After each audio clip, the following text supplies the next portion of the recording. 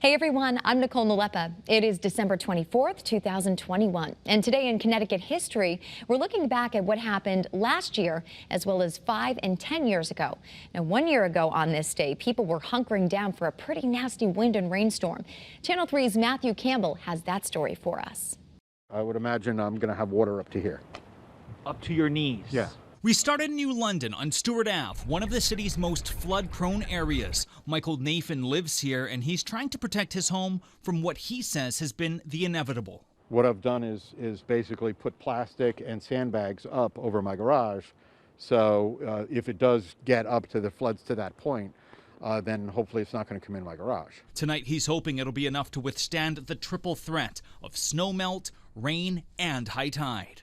The flooding down here may only last for an hour or so, but the damage is done at that point.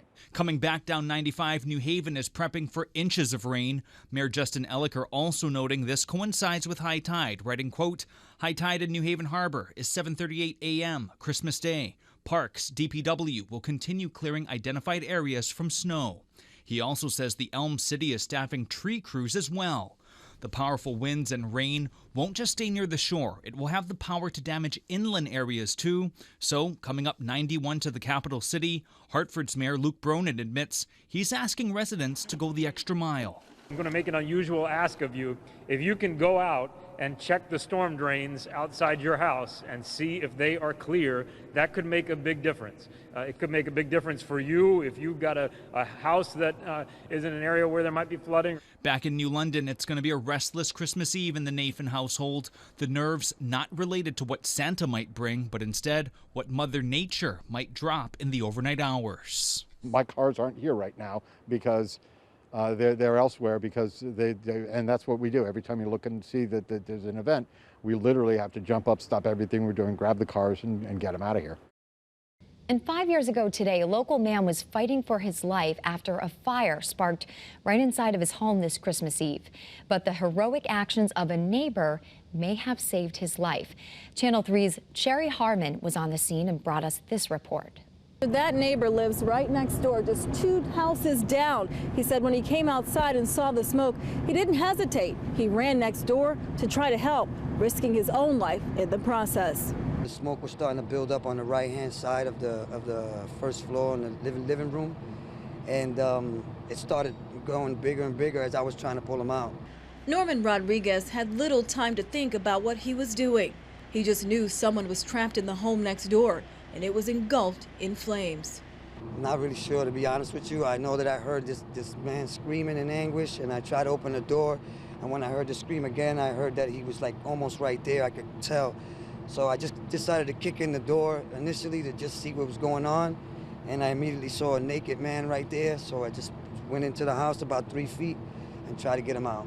It happened a little after 3 Saturday afternoon at this home on Westerly in Manchester. Rodriguez was home with his family this Christmas Eve when his son ran inside to tell him the home next door was on fire. He told his son to call 911 and then ran outside. It was one loud pop after I saw the fire building up, and then it came all the way through and it started coming towards us. So it went from the right-hand side. When I'm looking at it from the right-hand side, it came through the window and it went up to the wall, and it just like really engulfed. Rodriguez was finally able to get the man out of the house. He says he was burned from head to toe. I went and grabbed my daughter's blanket and put it over him. And at one point, he says he thought about going back in to make sure no one else was inside. I wasn't. My wife was in the back screaming, hysterical. My kids were back there, and I just told them to stay back there. And at this point, I wasn't sure if there was somebody else inside because I thought I heard somebody else screaming. Thankfully, the fire department came when they did, because I might have been silly enough to probably go in there and check.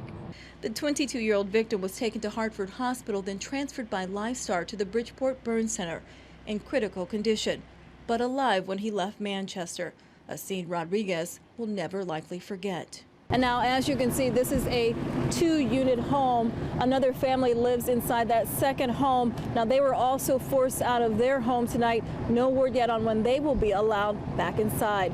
In Manchester, Sherry Hardman, Channel 3 Eyewitness News. And then 10 years ago today, there were kidney transplants that saved 2 strangers' lives. Take a look. Warm embraces between strangers meeting for the first time who are now forever linked.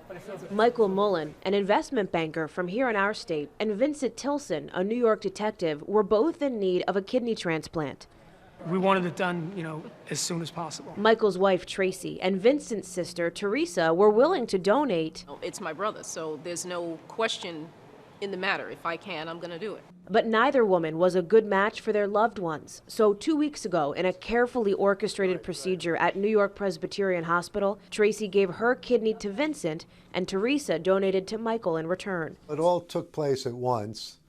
We had 4 operating teams, 4 operating rooms, all going simultaneously. As long as he comes out with a kidney, I don't really care, And then you think about it, you actually help somebody else get off of dialysis. So that was it for me. That was what sealed the deal.